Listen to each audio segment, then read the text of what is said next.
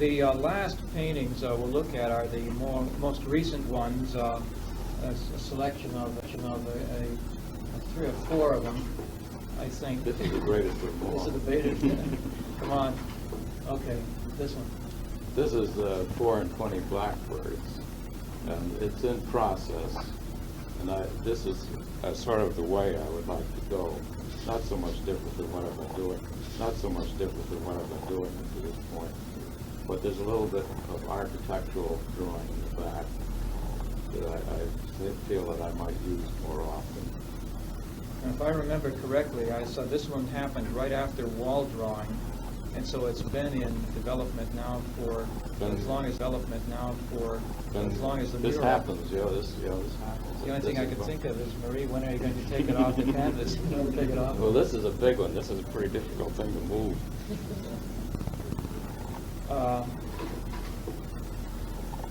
Again, we have. I'm wondering, but if in these others, in terms of the mural is complete, do these paintings Well, begin to I indicate think- a direction? I think I've only scratched the surface with this. I don't know how to title it, a method or whatever. It's not really a technique, I don't suppose. But this idea of drawing on drawing on drawing, idea of drawing on drawing on drawing, changing the position of a figure. I think I've only scratched the surface of what can happen with this, the dimensions that can evolve from this method. I'd like to go on with that. I'm really now to have a figure standing in one position. I just feel that poor thing, is locked up in that space, and he's there for 20 years or more, and he must get awfully tired. So if I move him about a bit, at least I'm doing him a favor. This one, what's the story behind Narcissus? Well, Narcissus was it was in the beginning. It was a playful thing, and part of it was worked out before I began to realize it was Narcissus. Actually, what I was interested in should come about, but I was interested in the reflections in the pool, and the reflections of the trees and the reflections of the figures, and then it naturally became Narcissus. It's a complex painting. It's in acrylic, and it shows overpainting and overglazing. It shows that color can be used in this same method and still preserve the drawing underneath, or the figures changing in position underneath, or the figures changing in position. Just simply by glazing rather than putting in heavy coats of opaque color. Close-ups on that. This is the figure of Narcissus himself. With that color. The robe that Narcissus is wearing, you can see right through to see a little sheep.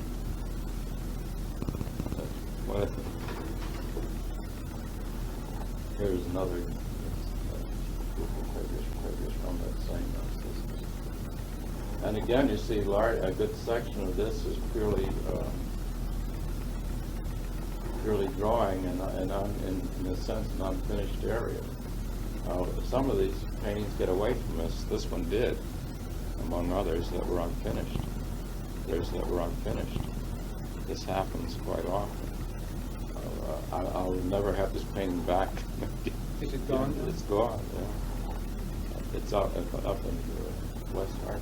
I was just going to ask Marie whether it was done. Well, there is that unfinished area.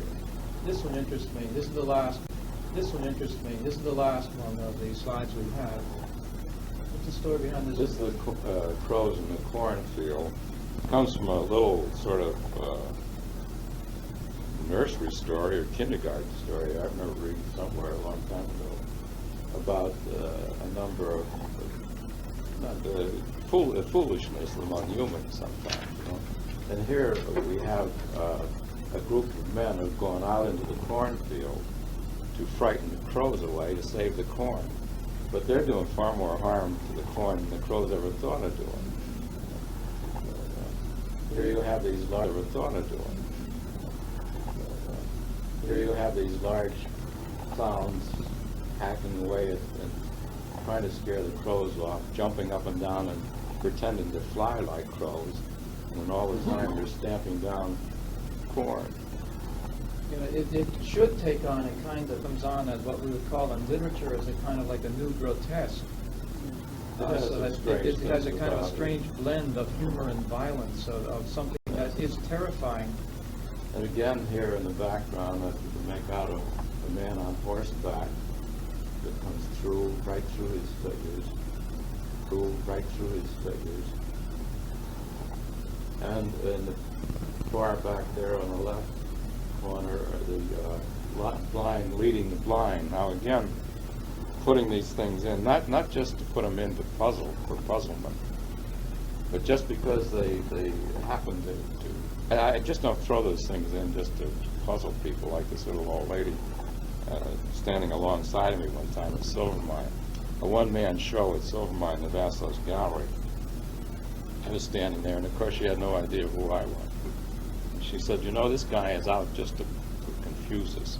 He's just trying to confuse us. That's all." Well, not really. That isn't really why I do it. But consider that. Well, the final slides are my own personal choice. I just thought that in conclusion I'd offer you the panel. Panel that Bud used in the wall drawing show. It presents some of the motifs that we've traced through the paintings. If you can get that in focus on to the left, but the tattooed man, the musician, the horse, the dancer, the pelican, the chair, the bird, and for a few of the followers of Bud's paintings, you know that we meet at this point a self-image of Bud as the clown, having presented his show and his art, so I thought it would be an appropriate one to end on. This was the last panel in the Silvermine show, and so I thought I'd show him out of the whole thing. So I thought it would be appropriate tonight. That's it.